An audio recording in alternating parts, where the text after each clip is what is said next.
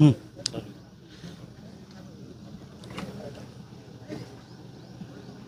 साहेब नमस्कार.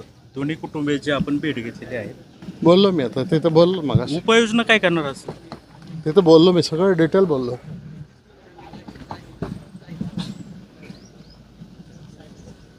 चालेल.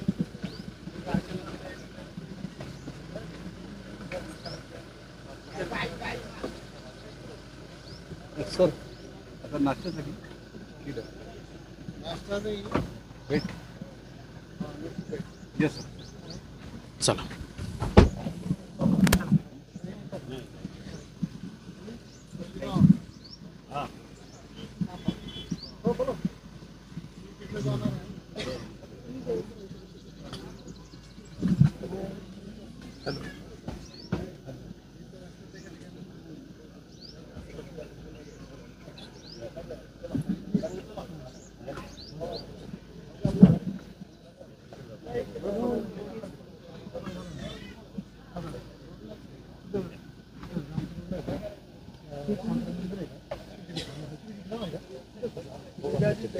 चला. तर आता आपण ते दोन्ही कुटुंबियांची भेट घ्यायला आले होते. या कुटुंबातली मुलगी जाऊन 25 दिवस झाले आणि 6 दिवस झालेले आहेत रोहनचा मृत्यू होऊन.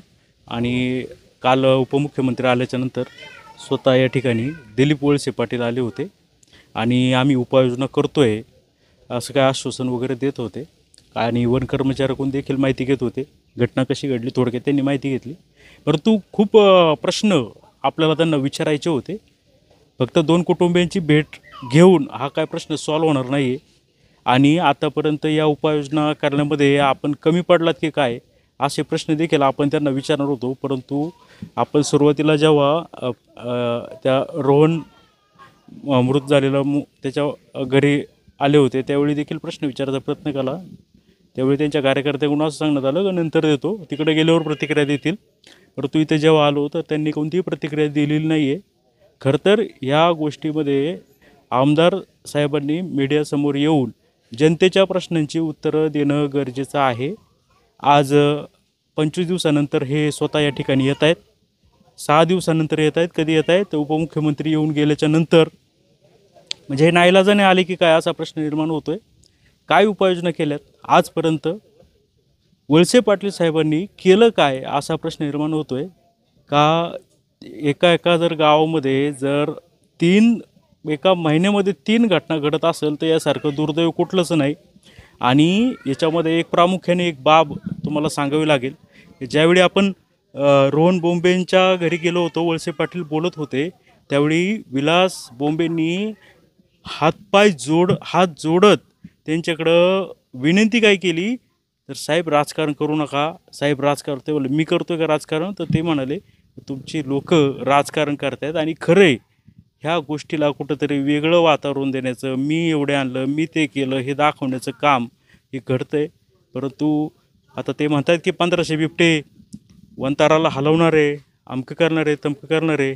परंतु आपल्या ह्या 2-3 तालुक्यामध्ये खरंच किती बिबटे हे तरी त्यांना माहिती आहे का, हा खरा तर प्रश्न आहे. आणि 1500 बिबटे कसे हलवणार आणि त्याचा निर्णय झाला आहे का नुसतं मिटिंग झाली मिटिंगमध्ये ठरलं आहे. आजपर्यंत अशा अनेक मिटिंगा झालेल्या आहे घटना घडल्याच्या नंतर. या मिटिंगचं होतं काय? कुमशेतला देखील अशी घटना घडली होती.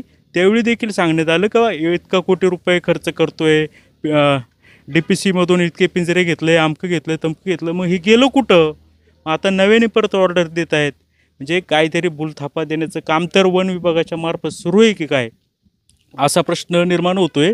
आणि वळसे पाटील यांनी मीडियाला उत्तर देण्याची सवय लावून घेणं गरजेचं आहे. कारण की आधीचा काळ राहिला नाही आणि हा लोकांच्या जीवन मरणाचा खेळ आहे. आणि हा तुम्ही खेळ म्हणून पाहता कामा नये. कारण की मला राजकीय बोलायचं नाही, सर्वसामान्याची प्रतिक्रिया. कारण की वळसे पाटील खूप ज्येष्ठ आहेत आणि पोक्त राजकारणी आहे. आणि ते बिबट्याच्या बाबतीत असं म्हणाले की हे बिबटे मी सोडले का, असं ते एका भाषणात म्हणाले. अतिशय उथळ प्रतिक्रिया होती. त्यांनी असं बोलायला नको होतं. राजकारण राजकारणाच्या वेळी केलं पाहिजे.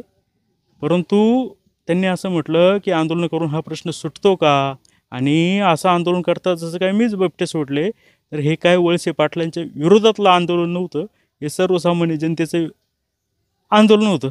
याच्यामध्ये त्यांनी नक्की केलं काय याची एक दाखवा. नुसतं फेसबुकला याला त्याला 1500 बिबटे 2000 पैकी सोडणारे, आपण सोडण्याचा निर्णय दाखवा. काय झालं आहे का, किती सोडले, त्याची अंमलबजावणी काय झाली, हे पहिल्यांदा येऊ द्या. आणि एवढे बिबटे पकडलं, एक मारला, 12-13 बिबटे एका गावामध्ये सापडत आहेत. अजूनही बिबटे मोकाट आहेत याच गावामध्ये. म्हणजे किती दुर्दैवाची बाब आहे या ठिकाणी. तर हे केलं जरी त्यांनी जरी प्रतिक्रिया जरी नाही दिली वळसे पाटलांनी, तरी जनतेच्या प्रतिक्रिया आपण घेत राहणार. आणि तुम्हाला कसं वाटतं, वळसे पाटील साहेबांनी इथं जे काय काय बोललं, काय काय लोकांशी चर्चा केल्या, त्याबाबत तुम्हाला काय वाटतं की हे खरोखर आत्मीयतेने आलेले आहेत की एक नाईलाज म्हणून आलेले आहेत? कारण की उपमुख्यमंत्री येतात आणि हे येत नाही. हा खरा तर हा प्रश्न आहे. आणि सगळ्यात म्हणजे महत्त्वाचं म्हणजे काय आहे, काल उपमुख्यमंत्री आले, रस्तासुद्धा नव्हता. उपमुख्यमंत्र्यांना वावरातून गाडी घालत खालीवर करत गाडी यावं लागलं. आणि त्यांच्यासोबत जेवढा ताप नव्हता, उपमुख्यमंत्री जे राज्याचे मुख्यमंत्री राहिलेले होते, तिच्या जास्त ताफा ह्या वळसे पाटलांच्या सोबत होता. मग हा ताफा जसा आपल्यासोबत असतो साहेब, मग तसं ते काम करतात का? मग जर इतकं जर काम झालं असतं तर ह्या सर्व जनतेचे प्रश्न कधीच सॉल्व्ह झाले असते. आता तरी वळसे पाटील साहेब स्वतः याच्यामध्ये उतरतील आणि कोणताही बळी या बिबट्याच्या हल्ल्यात जाऊ देणार नाही. आणि सगळेच्या सगळे बिबटे काही करा, वंतारामध्ये हलवा किंवा काय करा, तर मला तर ते हास्यास्पद वाटते. 1500 बिबटे नेणार, हे काय जोक नाही आहे. पाहूया काय करतात वळसे पाटील. कारण की ते म्हणतात का मी काय बिबटे सोडले नाही. तुम्ही नाही बिबटे सोडले, परंतु बिबट्याची ही पैदास वाढली, याला कारणीभूत हे राजकारणी, अधिकारी व सगळे वरचे नेते पुढारी आहेत, हे मात्र खरं आहे. पाहत राहा जुन्नर टाइम्स पिंपरखेड.